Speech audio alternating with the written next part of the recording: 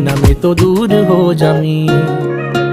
ओ सागर दियां छल्लां वांगू जिंदगी है बड़ी टेढ़ी मेढ़ी, कित्थे लैके चलीए जावे पता नहीं कुछ भी की है कहंदी। उच्चिया लम्मिया पहाड़ा वांगू दिसदी नेड़े दूरिया रहिंदी, जिथे कोई सार ना होवे बारिश भी है उत्थे पैंदी। देखा ना जे तैनू मेरे दिल नू साली चैन नहीं पैंदी, जो हुंदा चंगे लई हुंदा दुनिया एवें झूठिया कहंदी। उड़ जांदे जद पंछी मुड़ियो ना नू घर दी लोड़ नहीं पैंदी, ना तू किते खो जावी ना तू किते खो जावी। जिवें बदलां दे ओले होया चन्न ना